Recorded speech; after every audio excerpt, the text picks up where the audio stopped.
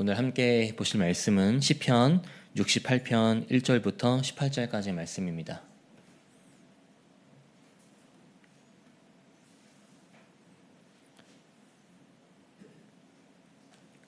시편 68편 1절부터 18절까지 말씀을 제가 봉독하겠습니다. 하나님이 일어나시니 원수들은 흩어지며 주를 미워하는 자들은 주 앞에서 도망하리이다. 연기가 불려가듯이 그들을 몰아내소서. 불 앞에서 미리 녹음같이 악인이 하나님 앞에서 망하게 하소서. 의인은 기뻐하여 하나님 앞에서 뛰놀며 기뻐하고 즐거워할지어다. 하나님께 노래하며 그의 이름을 찬양하라. 하늘을 타고 광야에 행하시던 이를 위하여 대로를 수축하라. 그의 이름은 여호와이시니 그의 앞에서 뛰놀지어다. 그의 거룩한 처소에 계신 하나님은 고아의 아버지시며 과부의 재판장이시라. 하나님이 고독한 자들은 가족과 함께 살게 하시며 갇힌 자들은 이끌어내사 형통하게 하시느니라. 오직 거역하는 자들의 거처는 메마른 땅이로다. 하나님이여 주의 백성 앞에서 앞서 나가사 광야에서 행진하셨을 때에 셀라. 땅이 진동하며 하늘이 하나님 앞에서 떨어지며 저 신의 산도 하나님 곧 이스라엘의 하나님 앞에서 진동하였나이다.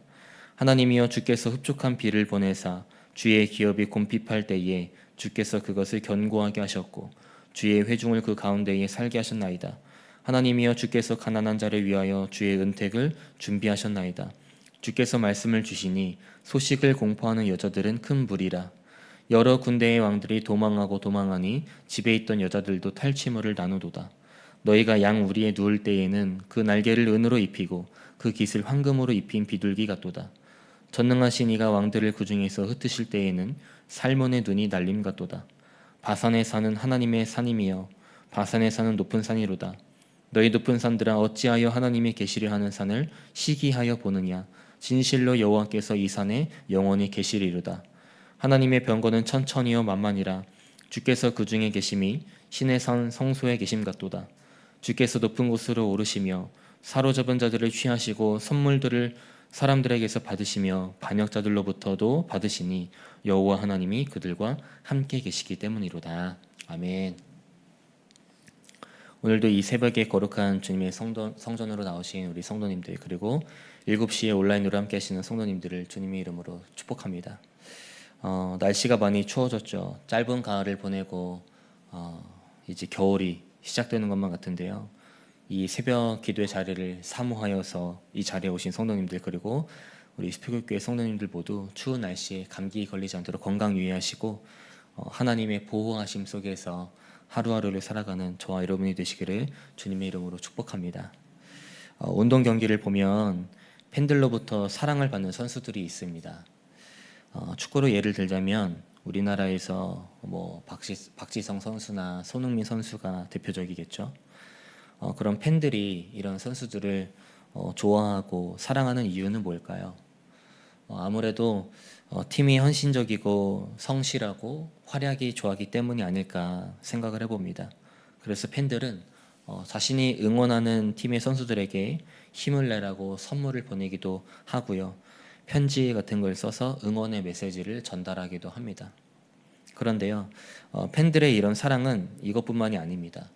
아마 선수들의 입장에서는 경기를 뛸 때 가장 큰 힘이 되지 않을까 싶은데요. 자신들이 좋아하는 선수 그 한 명 한 명의 응원가가 있다는 겁니다. 마음에서부터 우러나오는, 그리고 자신들의 사랑과 열정을 담은, 입술을 통해 직접 고백하는 그런 선수들을 향한 응원가가 있다는 거죠. 응원가를 부를 때 팬들의 표정을 보면요, 다릅니다. 행복감과 기대감이, 그리고 기쁨이 그들의 표정에서부터 나타나요. 선수들에 대한 이미지가 팬들의 머릿속에 굉장히 좋게 기억되기 때문에 그런 응원가들이 나왔고 그런 표정이 자연스럽게 나오는 게 아닐까 생각을 해봅니다. 오늘 우리가 살펴보려고 하는 본문에서도요, 생각해 봐야 할 부분인데, 우리가 오랜 시간 동안 신앙생활을 해오지 않았습니까? 그렇다면 우리는 하나님을 어떤 분으로 기억하면서 하루하루를 살아가고 있는 걸까요? 하나님을 찬양할 때 정말 행복하고 기대되고 기쁨을 누리고 있는 걸까요? 오늘 본문은 힘들고 어려운 시대 속에서 그럼에도 불구하고 하나님의 자녀된 우리가 어떤 모습으로 살아가야 하는지를 다시 한 번 더 분명히 말해주고 있습니다. 말씀 몇 군데를 살펴보려고 하는데요. 먼저 오늘 본문의 배경은 분명하게 밝혀진 것은 없어요. 다만 오늘 본문 자체가 하나님의 은혜로 인한 찬양의 그 승리의 회고와 승리를 확신해서 드리는 찬양 등이 나타나는 것으로 봤을 때 대부분의 학자들은 암몬과 아람 연합군과의 전쟁을 배경으로 하는 게 아닐까 추측을 하고 있습니다. 이런 배경 속에서 오늘 본문을 크게 두 부분으로 나눌 수 있는데요. 1절부터 6절까지는 이스라엘 백성에게 승리를 베푸시는 하나님의 권능과 은혜에 대한 다윗의 찬양이 나타나 있고요. 7절부터 18절까지는 과거의 광야에서 이스라엘 백성에게 베풀어 주신 하나님의 은혜와 또 가나안 땅에서의 승리 그리고 보호를 회고하는 그런 다윗의 고백이 담겨 있습니다. 먼저 1절 말씀을 보니까 이렇게 나와 있습니다. 하나님이 일어나시니 원수들은 흩어지며 주를 미워하는 자들은 주 앞에서 도망하리이다. 다윗의 인생을 보면 참 많은 전쟁을 치렀다는 것을 발견할 수 있습니다. 오늘 본문에 나오는 배경도 그런 수많은 전쟁 중에 하나에 포함되겠죠.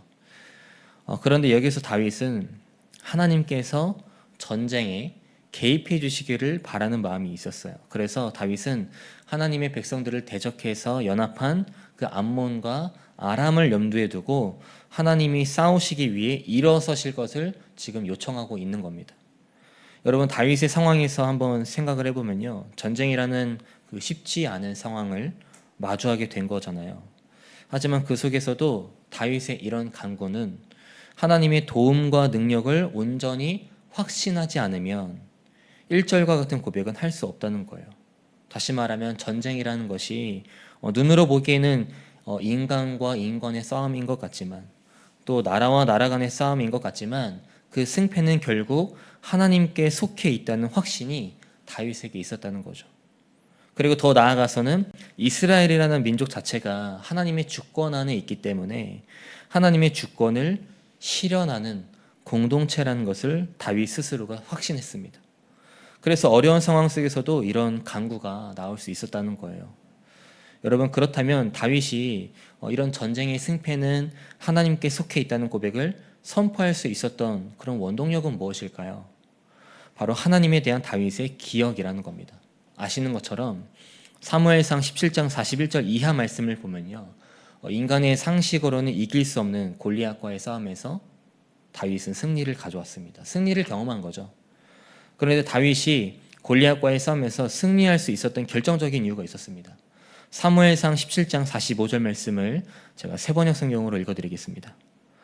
그러자 다윗이 그 블레셋 사람에게 말하였다. 너는 칼을 차고 창을 메고 투창을 들고 나에게로 나왔으나 나는 내가 모욕하는 이스라엘 군대의 하나님 곧 만군의 주님의 이름을 의지하고 너에게로 나왔다.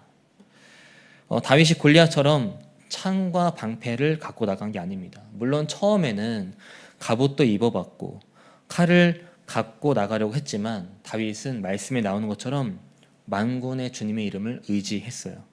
그 이후부터 다윗의 삶을 보면요, 승리라는 것을 많이 경험했습니다. 사무엘하 8장 14절 말씀에 이렇게 나와 있습니다. 그때에 다윗이 에돔에 주둔군을 두기 시작하여서 온 에돔에 주둔군을 두니 마침내 온 에돔 사람이 다윗의 종이 되었다. 다윗이 어느 곳으로 출전하든지 주님께서 그에게 승리를 안겨주셨다. 다윗은 골리앗과의 싸움을 시작으로 자신과 함께 하시는 하나님이 승리를 베풀어 주신다는 것을 경험했습니다. 그래서 다윗은 오늘 본문처럼 어려운 순간 속에서도 기억했던 거예요. 내가 어려운 상황을 마주했지만 하나님께서 항상 나와 함께 하셨지. 나와 함께 하신 하나님께서 승리를 베풀어 주셨지. 여러분, 4절 말씀을 보면 다윗이 이렇게 고백합니다. 하나님께 노래하며 그의 이름을 찬양하라. 하늘을 타고 광야에 행하시던 일을 위하여 대로를 수축하라. 그의 이름은 여호와이시니 그의 앞에서 뛰놀지어다. 자신의 삶 속에 승리를 베풀어 주시는 분은 다른 누구도 아니고 오직 여호와 하나님 한 분임을 강조하고 있습니다. 그런 하나님을 향해서 다윗처럼 우리 또한 어떠한 역경 가운데서도 하나님을 의지해서 기뻐하고 찬양하고 하나님 앞에서 뛰어놀 수 있어야 된다는 거예요. 계속해서 7절과 8절 말씀 보도록 하겠습니다. 하나님이여 주의 백성 앞에서 앞서 나가사 광야에서 행진하셨을 때에 셀라 땅이 진동하며 하늘이 하나님 앞에서 떨어지며 저 신의 산도 하나님 곧 이스라엘의 하나님 앞에서 진동하였나이다. 7절 이하부터는 과거의 광야에서 이스라엘에게 베풀어 주신 하나님의 은혜와 가나안 땅에서의 승리 그리고 보호를 회고하는 내용이 담겨 있습니다. 그 중에서 7절과 8절은요. 이스라엘 백성들이 출애굽한 사건에 대해서 다윗이 회고하고 있어요. 7절 말씀을 보면 앞서 나가사라는 표현이 있죠. 원어로는 앞으로 나가다, 전진하다라는 의미가 들어 있습니다. 이런 것을 봤을 때 과거 출애굽 당시 하나님께서 이스라엘의 앞서 구름 기둥과 불 기둥으로 인도하신 사건을 보여주고 있다는 거예요. 그리고 7절 하반절에 광야라는 장소가 나오죠. 여러분 광야는 어떤 장소일까요? 보통 광야에 대한 이미지는요. 황폐한 곳이라는 이미지가 있습니다. 원어로도 광야라는 단어는 황량하다, 황폐하다, 고독하다, 황량한 처소라는 의미가 담겨 있어요. 광야라는 곳이 얼마나 황량한 곳인지를 강조하고 있다는 거예요. 그럼 이렇게 황량한 광야를 당시 이스라엘 백성들 스스로의 힘으로 지나갔던 걸까요? 그것도 40년씩이나 말이죠. 40년이라는 시간이 굉장히 긴 시간이잖아요. 즉 이스라엘 백성 스스로의 힘으로 이 40년이라는 시간 동안 황량한 광야를 지나갈 수 없었다는 겁니다. 그렇다면 이들이 그런 광야를 지나갈 수 있었던 이유는 뭘까요? 이스라엘 백성들의 눈으로 광야를 바라봤을 때 도대체 이곳을 어떻게 지나갈 수 있을까라고 생각했을지도 모릅니다. 하지만 이스라엘 백성보다 앞서 계신 하나님의 눈에는 그게 아니었다는 거예요. 불가능이란 없으신 하나님께서 그리고 이스라엘 백성보다 앞서 계신 하나님께서 구름 기둥과 불 기둥으로 그들을 친히 인도하셨기 때문에 40년이라는 긴 시간 동안 광야를 지나갈 수 있었다는 겁니다. 뿐만 아니라 황량한 광야에서도 부족함 없는 하나님의 은혜와 축복을 경험했죠. 다윗이요 이런 하나님의 은혜와 축복을 기억했다는 겁니다. 암몬과 아람이 연합해서 만든 연합군을 마주하고 있는 다윗에게 필요했던 거예요. 전쟁이라는 두렵고 고통스러운 상황을 눈앞에 두고 있었지만 그런 상황을 극복하고 돌파하기 위해서 다윗에게는 다른 게 필요했던 것이 아니었습니다. 하나님께서 부어주시는 은혜와 축복, 다윗은 그걸 기억하고 의지했다는 거죠. 여러분 저희들의 삶 속에서도 다윗과 똑같은 상황은 아닐지라도 때로는 두렵고 고통스러운 순간을 마주할 때가 있지 않습니까? 그런 상황 속에서 보통 인간이라는 존재는 공포감이라는 것에 사로잡히기 마련입니다. 그래서 온몸이 떨리고 두 발은 얼어붙는 것을 경험하기도 하죠. 하지만 다윗의 고백을 보면요. 두렵고 고통스러운 순간에도 승리를 주신 하나님에 대한 확신으로 오늘 본문 내용이 가득 차 있습니다. 9절과 10절 말씀 제가 읽어드리겠습니다. 하나님이여 주께서 흡족한 비를 보내사 주의 기업이 곰핍할 때에 주께서 그것을 견고하게 하셨고 주의 회중을 그 가운데에 살게 하셨나이다. 하나님이여 주께서 가난한 자를 위하여 주의 은택을 준비하셨나이다. 9절 말씀에 보니까 다윗은 과거에 출애굽 사건을 기억하면서 흡족한 비를 보내사라는 표현을 사용했습니다. 문자 그대로의 비라고도 생각할 수 있지만 오늘 본문에서는 하나님께서 내리시는 그 축복 자체를 상징하고 있는 거예요. 광야 생활 중에 있었던 여러 사건들이죠. 즉 반석에서 물을 내신 사건, 만나와 메추라기를 공급하신 사건, 전쟁에서 보호해 주신 사건 등을 말하고 있는 겁니다.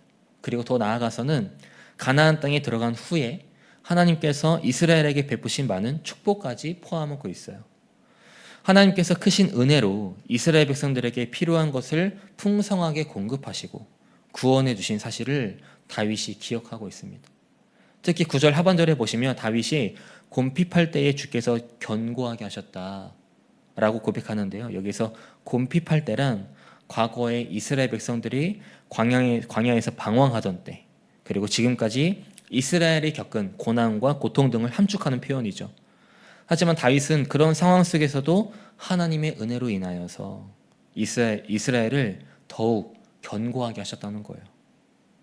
이런 기억을 통해 다윗은요 과거에도 승리를 주셨던 것처럼 자신이 마주한 현실, 비록 암몬과 아람의 연합군을 눈앞에서 바라보고 있지만 그럼에도 지금 이 순간에 승리를 주실 것이라는 확신이 다윗의 마음속에 있었다는 겁니다.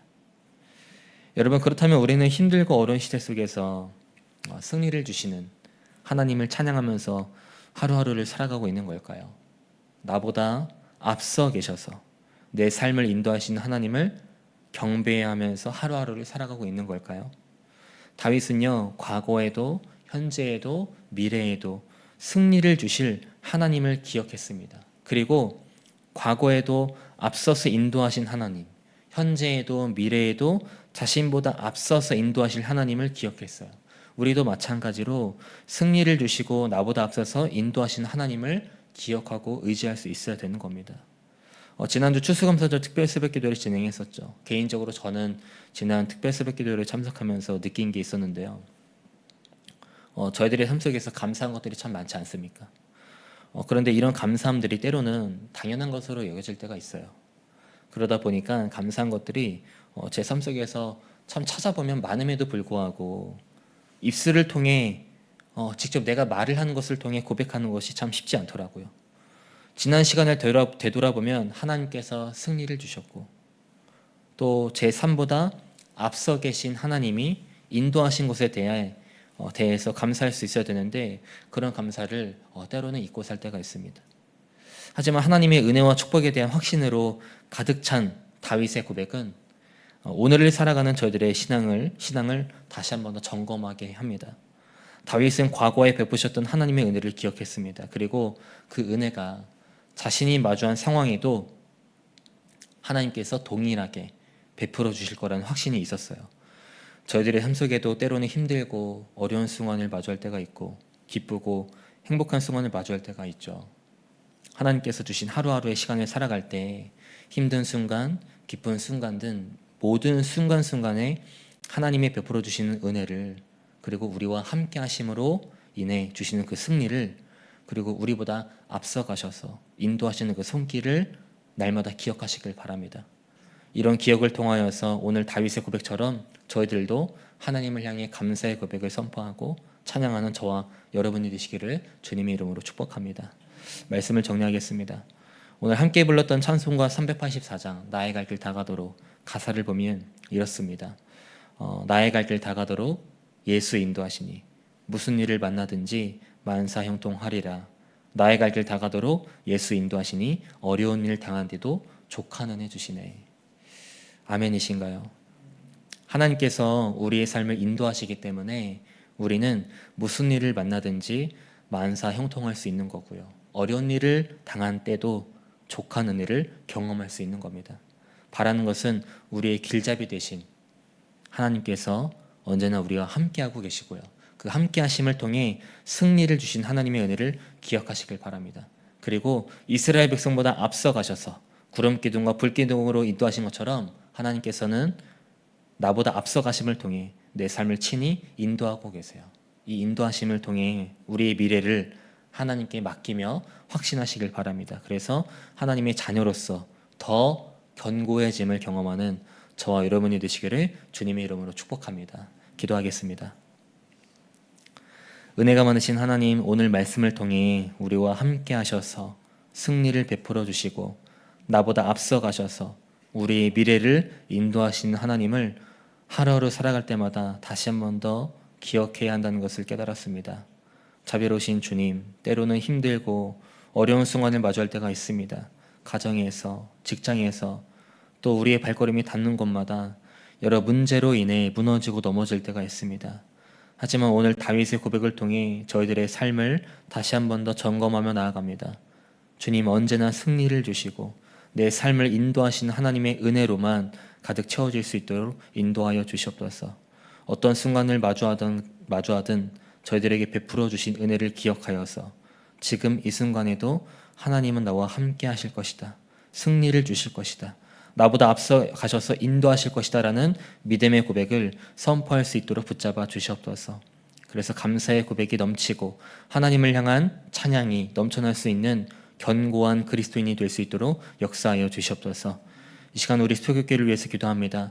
지난 10월부터 속회 전도운동을 진행하고 있는데 시간마다 전도 대상자를 위하여서 뜨겁게 기도할 수 있게 하시고 저희들이 먼저 하나님께서 말씀하신 사랑의 마음으로 전도 대상자를 바라볼 수 있도록 붙잡아 주시옵소서. 또한 김진호 담임 목사님과도 함께 하셔서 목회 사역을 감당하실 때 지치지 않도록 새 힘을 주시고 언제나 성령 충만함으로 주신 사명들을 감당하실 수 있도록 인도하여 주시옵소서. 다음 세대를 위해 기도합니다. 이번 주 주일에 영유아 유치부와 유초등부가 알고 전도 축제를 진행합니다.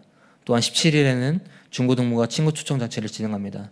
준비하는 모든 어린이 학생들 그리고 교사들에게 지혜와 능력을 더하여 주시고 저희들이 먼저 감사함을 고백하여 복음의 풍성한 열매를 맺을 수 있도록 역사하여 주시옵소서. 또한 치열하게 하루하루를 살아가는 청년들과도 함께 하셔서 이 시대의 정답은 오직 예수 그리스도라는 사실을 발견하고 하나님의 손길에 인도되고 있다는 사실을 깨닫는 귀한 청년들이 될 수 있도록 함께하여 주시옵소서. 우리 교회 안나선교회, 모세선교회 등 신앙에 선배되는 성도님들이 있습니다. 언제나 아프지 않도록 건강을 지켜주시고 하나님을 향해 감사의 고백이 넘쳐나는 성도님들이 될 수 있도록 함께하여 주시옵소서. 또한 열심히 땀 흘리며 헌신하는 청장년 선교회원들이 있습니다. 어디를 가든지 선한 영향력을 끼칠 수 있도록 붙잡아 주시고 하나님께 쓰임받는 귀한 일꾼 될 수 있도록 인도하여 주시옵소서. 아프신 한우분들에게도 하나님의 전능하신 팔로 안아주셔서 건강이 회복될 수 있도록 치유의 역사를 내려주시옵소서. 이 시간 귀한 예물 드렸습니다. 이 예물들이 하나님 보시기에 귀하고 아름다운 곳에 쓰일 수 있도록 인도하여 주시고 오늘 하루 동안에도 하나님의 은혜를 기억하는 시간 될 수 있도록 기름을 부어 주시옵소서. 감사드리며 우리의 소망 되시고 구원자 되신 예수 그리스도 이름으로 기도드립니다. 아멘. 하늘에 계신 우리 아버지여, 이름이 거룩히 여김을 받으시오며 나라가 임하시오며 뜻이 하늘에서 이루어진 것 같이 땅에서도 이루어지이다.